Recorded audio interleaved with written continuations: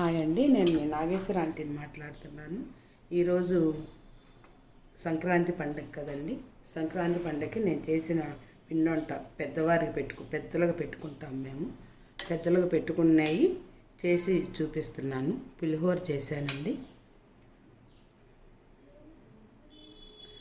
ఈ చేస్తూ నేను ఒక మాట చెప్పాలనుకుంటున్నానండి.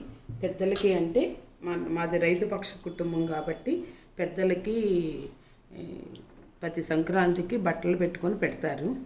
ఆ బట్టలు పెట్టుకునేటప్పుడు మనుషులు ఉన్నప్పుడు, బతికి ఉన్నప్పుడు, జీవించి ఉన్నప్పుడు దయచేసి వాళ్ళని కొంచెం జాగ్రత్తగా, అంటే మరీ ఎదురెదురు వస్తామని నేను చెప్పనండి. మనకే కొన్ని పనులు ఉంటాయి. వాళ్ళతో ఒక మాట, వాళ్ళని కొంచెం వాళ్ళు జీవించి ఉన్నప్పుడే కొంచెం వాళ్ళని బాగా చూస్తే, కొంచెం మా పిల్లలు చూస్తే వాళ్ళకేం అవసరం లేదండి, 2 మాటలు చెప్తే చాలు. మితంగా ఫుడ్ పెట్టాలి. వాళ్ళు అడుగుతారు, వాళ్ళకి తెలియదు తినటానికి.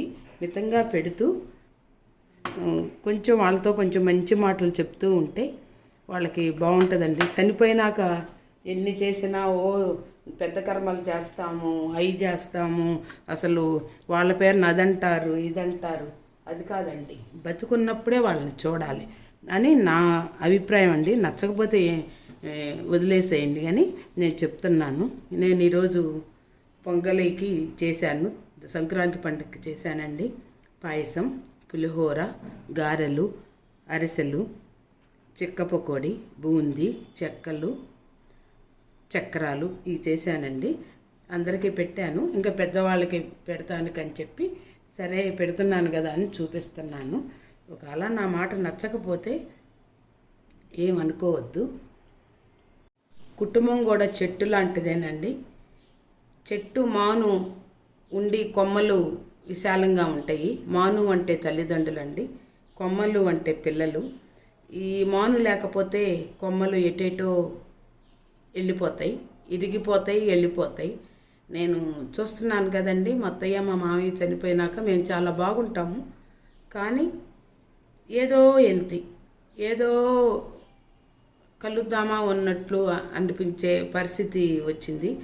ఉంటానే బాగానే ఉంటాం, ఏమి మనస్పర్ధలు కూడా లేవు. కానీ ఎందుకో మా అత్తయ్య చనిపోయినాక ఎదువరికిలాగా ఫ్రీగా కలవలేకపోతున్నాం. అందుకని పెద్దవాళ్ళని చూసుకుందామండి.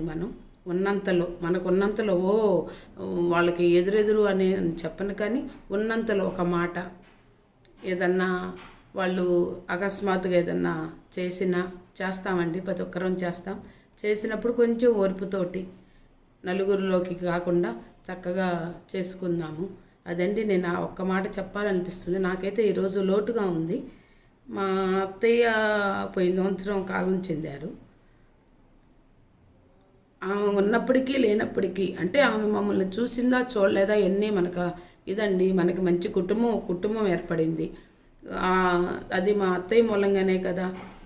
అది ఆమె లేని లోటు నాకు తెలుస్తుంది. ఈరోజు అందరం ఉన్నాం, మా మరుదులు ఉన్నాం, మా ఆడబడుచుంది, అందరం ఉన్నాం. కానీ అత్తయ్య లేకపోతే మేము కలవాలి, ఏం కలుద్దాంలే అనే భావం వచ్చింది. అందుకని దయచేసి పెద్దలను చూద్దామండి. మన సంస్కృతే అది, పెద్దల్ని గౌరవించటం. కాబట్టి మన అమ్మా నాన్నని చూద్దాం.